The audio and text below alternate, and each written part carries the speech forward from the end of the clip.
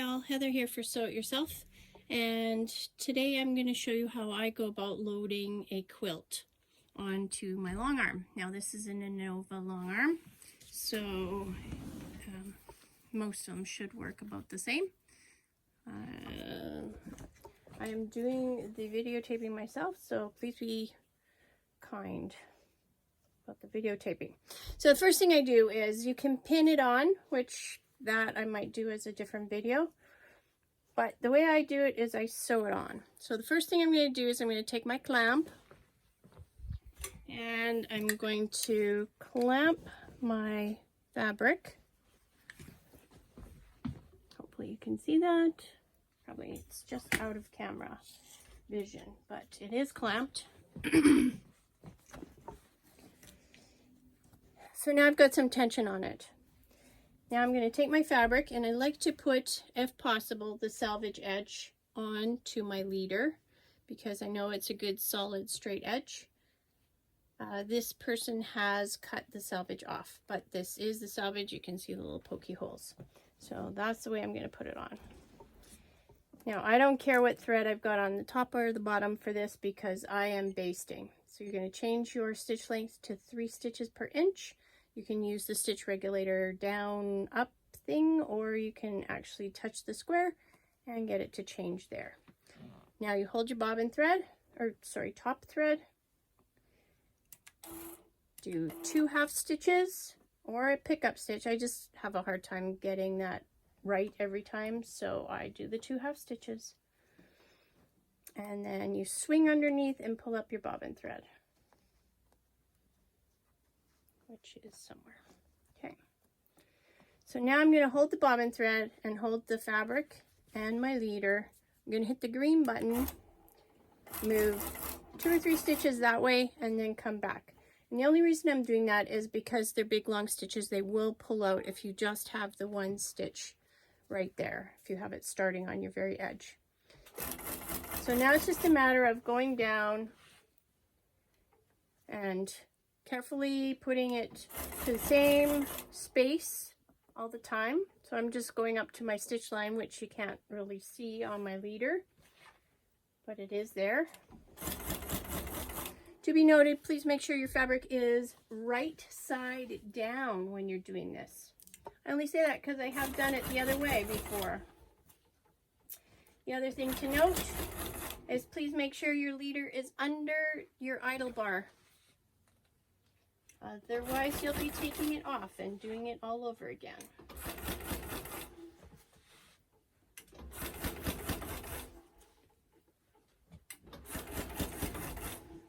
Just continue down the whole way of the quilt.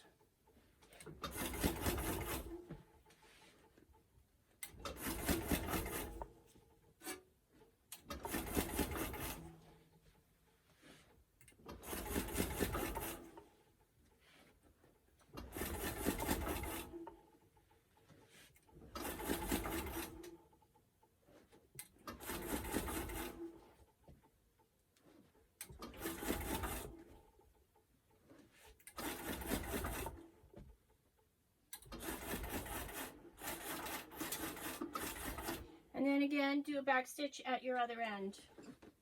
Now at this point, you can just cut your threads. No biggie. Oh, do make sure you turn your machine off though. Well, that was fun. Okay, now undo your clamp and roll.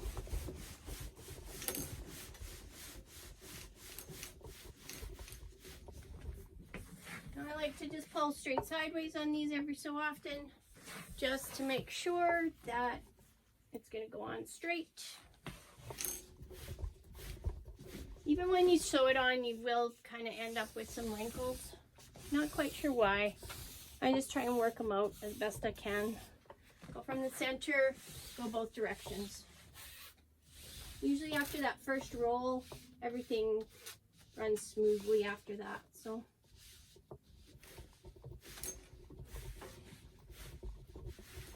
try not to step on your quilt backing as you're doing it. Again, you can just straighten this out every so often. And if you find that it's not going on straight, that, you know, one side is getting done up a little bit faster than the other, change the position that you're at when you're rolling it, because for some reason, as you roll, doesn't matter where you are, it will just tighten up that little spot a bit more than the rest. Again, I've got some wrinkles coming. Now, part of that might be because I did not pre-press this. So it's just got some extra fabric in there. The other thing I do, as you can see, there's some wrinkles in here, which seem to be an issue. So I will just spritz it at this point. Doesn't work for really extreme wrinkles, but for just light wrinkles like this, it will work. And then as you roll it, it kind of irons itself out. Now I know there's going to be people watching going, oh, gasp, what is she doing? But this is the way I do it. This is not necessarily the way you have to do it. This is just what I found works for me.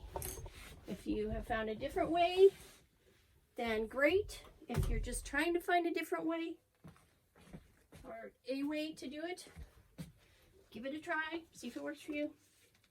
Now here, you will notice we did not put the center of this backing in the center of the leader. And I do that on purpose because it doesn't matter, you can have the center here and the center here, but if for some reason this stuff is not straight grain, it will warp on you. So I do what I call the hang test. So I hold it, and if it's hanging straight, then that's going to be where my center is. If it's not hanging straight, if you've got this kind of thing happening or this kind of thing happening, then you know it's not straight. So right here is about straight. I'll pull up my leader, I'll pin it, and the only reason I'm pinning right now is so I can get my machine back in position. Because if I try to just drag the machine, it will run over the backing. Get my machine in position. Am I happy with that location? I'm going to roll this just a little bit more because I do like to have kind of a bit of tension both directions. I'm going to take that pin out, and then I'm going to place that right in the center there. Now I'll do another pickup stitch, and I just hold the thread with my finger, whichever finger you're using. Do the pickup stitch, pull in underneath, and there you have it. So now I'm going to just hit the go. I'm going to back stitch here. So I'm just doing a couple stitches, and then I'm going to pull across.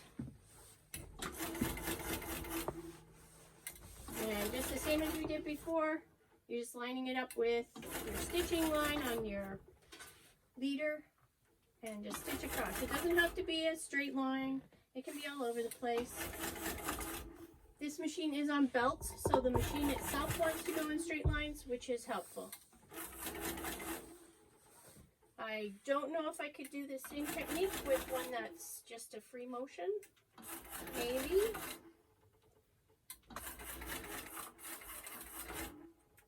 You guys can try it and tell me, does it work with a free motion machine or not? Okay, back to center. And again, we're going to do a pickup stitch. So hold your thread.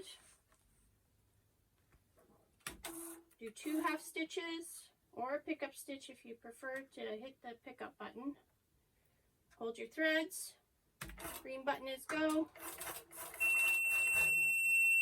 Okay, so this machine is screaming at me, and I don't know if all Innovas are like that, but this particular machine likes to jump out of this little thread guide right there. So when it screams, that's what's happened. It's just jumped out of there. Put it back in, hit the green button, it's all happy. Not a biggie. I seem to only do it when I'm basting or when I'm at the end of a seam and I'm getting ready to cut my threads. I don't know. Doesn't quite make sense, but whatever.